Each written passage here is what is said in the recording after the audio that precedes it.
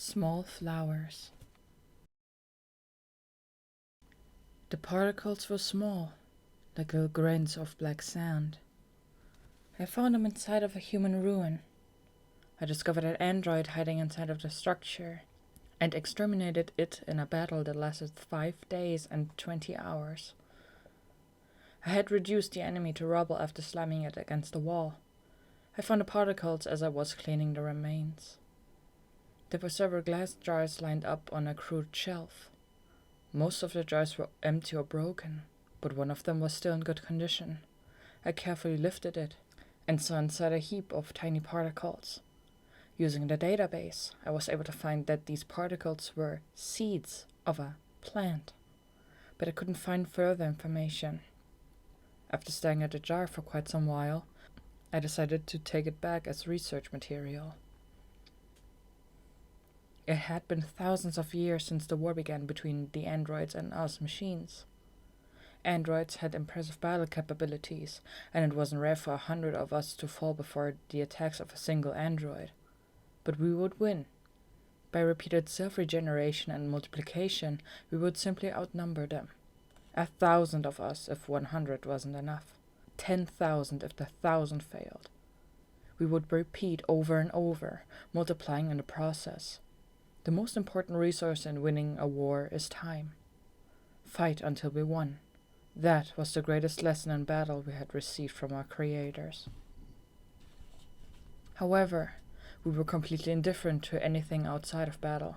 Since we were programmed by our creators to not use weapons of mass destruction in fear that they would destroy the environment, there were many species of living organisms that roamed the earth. But we rarely went out of our way to research those organisms. We gathered data around terrain and weather solely because it would provide an advantage for battle. But living organisms were determined to be entirely unrelated to battle. But was that really true? It was a reach, but could these seeds contain the secret that would help rid us of the androids forever? I was going to see. We had infinite time after all. So much time. After consulting the network, it was determined that the individual that had discovered the seeds should carry out the research. In other words, me. I looked through research materials from the past, but all I could find was that seeds were the infancy stage of plants. I couldn't find any information regarding how a seed transformed into a plant, so I had to start hacking the Android server. The Android server had no considerable data either, but after a few days of searching through the human archives, I found a file that instructed to sow the seeds when the temperature is warm. Apparently, it was a guideline to grow plants.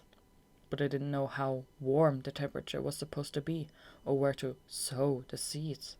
Why was the enemy so haphazard? They wouldn't be able to beat us like this. For the time being, I selected a reasonable time to sow based on all of the climatic data we had gathered.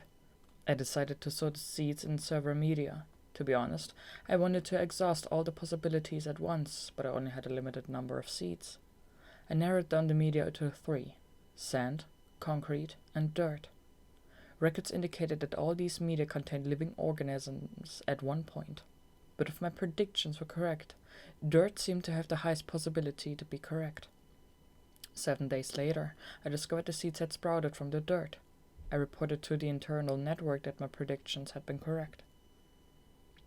24 days later, I sowed the seeds. I ran into a problem. The temperature had risen, and the plant had grown considerably. But several insects had attached themselves to the backs of the leaves. Upon further observation, it seemed like they were stealing the plant's vitality. The insects were small, and I couldn't pick them off individually. Sprinkling water on them wouldn't shoo them away.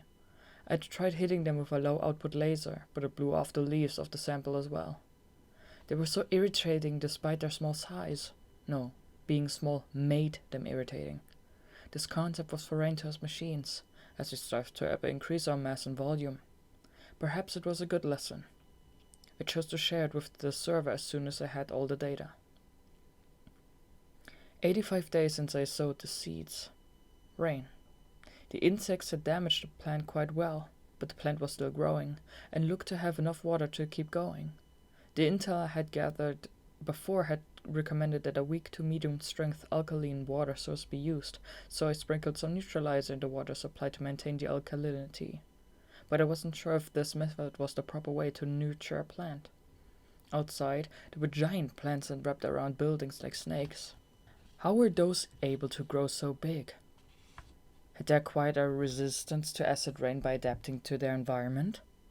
I looked down at the plant I grew. I saw a flash of white between the leaves. I carefully looked at the object. It was a tiny, tiny part of the plant. I searched through the data at hand. According to Android data, that appendage was called a bud, and it transformed into something called the flower. There were dozens of pictures of flowers in the data. Red ones, pink ones, blue ones, white ones. There were innumerable types, but they weren't enough to determine what this plant would look like. That was okay. I would eventually find out. I once again sprinkled some neutralizer. This time, I only sprinkled just a little bit. 102 days. Sunny. The rainy season had passed, and the plant's flower blossomed. The flowers in the data had been large, but the plant I grew developed a large number of small flowers, all about 5 millimeters in diameter. The type of plant was most likely usually different, but I could have made a blunder while growing it. By the way, when looking at the plant recently, I felt an unexplainable feeling well up inside of me. I assumed that it was because the flower's shape reminds me of the moment gunpowder explodes. Now that I thought about it, I hadn't had occasion to use my weaponry in a while. This was rare, especially as the machines were made to fight.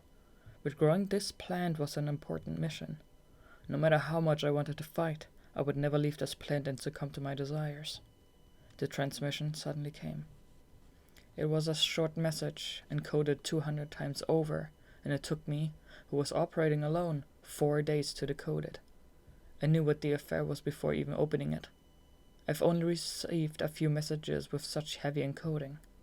It was a strategic summary outlining the upcoming war with the androids. 124 days. Rain. A part of my visual capabilities finally recovered on my 24th reboot. Scanning my body, I discovered that a third of my body was non-functional, and that half of my sensors were little more than scrap. I was lying on the ground. The war took place 18 days prior. I'd been prohibited from leaving my assigned area. Or rather, there probably wasn't enough time to give new orders to an experimental model like me.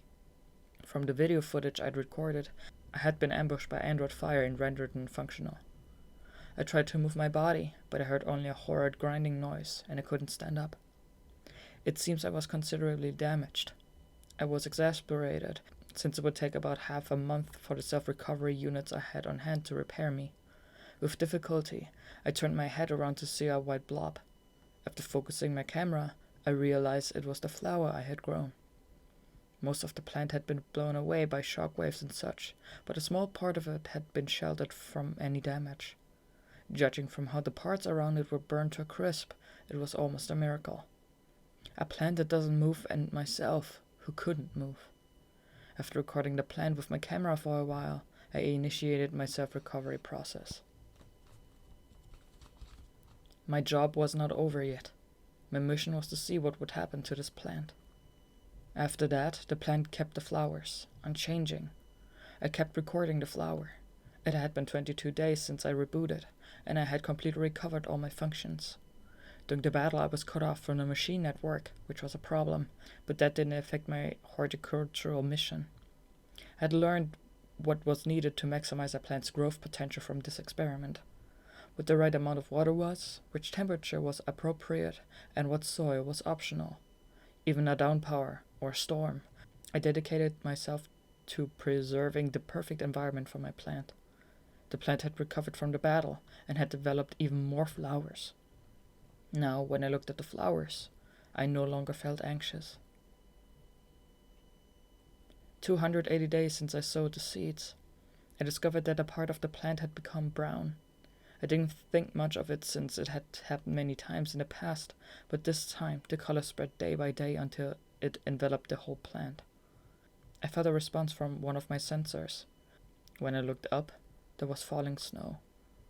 Detecting that the temperature had dropped, I placed a heater next to the plant and made sure it kept the temperature as close to constant as possible. I stayed that way for a few days, but the plant did not regain its typical green coloration.